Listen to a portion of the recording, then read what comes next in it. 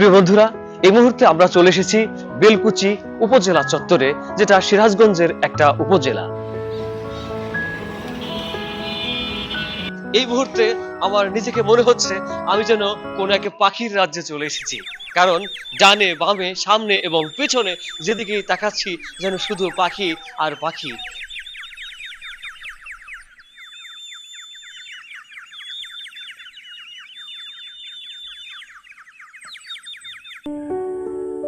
বিভিন্ন প্রজাতির এই পাখিগুলোর মধ্যে যেমন রয়েছে মানিকজোড়, রয়েছে শামুক খোল এবং এছাড়াও রয়েছে বিভিন্ন ধরনের হাঁস প্রজাতির পাখি, যেমন বালি হাঁসও রয়েছে এই তালিকায়, কাঁদাখোঁচা সহ এছাড়া আরো অসংখ্য প্রজাতির পাখি এই প্রতি বছর ডিসেম্বর থেকে জানুয়ারি মাসের মধ্যে চলে আসে আমাদের এই দেশে।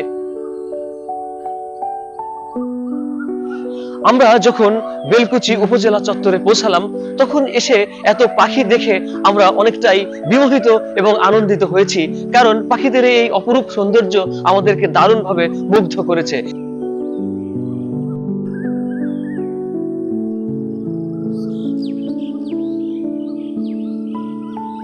পাখিগুলো কেন চলে আসে? মূলত তারা তাদের প্রজনন কার্য পরিচালনা করার জন্য, অর্থাৎ তারা আসে এই প্রজননের জন্য এবং জীবন এবং জীবিকার সন্ধানে। এই পাখিগুলো জীববৈচিত্র্য রক্ষায় এক গুরুত্বপূর্ণ ভূমিকা পালন করে থাকে।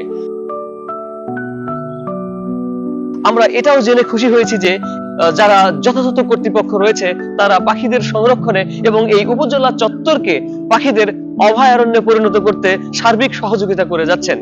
এমনকি এই পাখিগুলোকে খাবার সহ তাদের বাসস্থানের জন্য কোনো অসুবিধা না হয় তাই তারা সজাগ দৃষ্টি রাখছেন, এবং কেউ পাখি শিকার করলে তাদের বিরুদ্ধে আইনগত ব্যবস্থা নেবেন বলেও যথাযথ কর্তৃপক্ষ জানিয়েছে।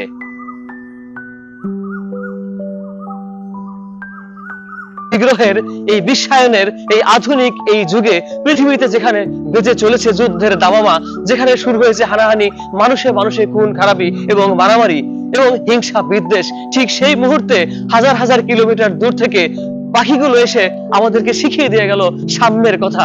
কারণ এই পাখিগুলোকে আটকাতে পারেনি পৃথিবীর কোনো সীমানা, কোনো দেয়াল বা কোনো কাঁটাতারের বেড়া। আজকে আমরা নিজেদেরকে বন্দী করে ফেলেছি কাঁটাতারের বেড়ার মধ্যে অথবা কংক্রিটের দেয়ালের মধ্যে, যেগুলো আমাদেরকে সীমানা নির্ধারণ করে দিয়েছে, যেগুলোর কারণের জন্যই আমরা প্রতিনিয়ত মানুষ হয়ে মানুষের উপরে ঝাঁপিয়ে পড়ছি হিংস্র পশুর মতো, হিংস্র হায়নার মতো। কিন্তু এই পাখিগুলো আমাদেরকে দেখিয়ে দিয়ে গেল সাম্য কাকে বলে। সুতরাং আমরা সাম্যের পথে চলি, আমরা মানুষে মানুষে হানাহানি ভেদাভেদ ভুলে যাই এবং পাখিদের থেকে শিক্ষা গ্রহণ করে আমাদের ব্যক্তি জীবনে সেগুলোর প্রতিফলন ঘটাই। তবেই হতে পারে এই পৃথিবীটা বাসযোগ্য সুন্দর একটা আগামীর আবাস ভূমি। ভালো থাকবেন, আল্লাহ হাফেজ।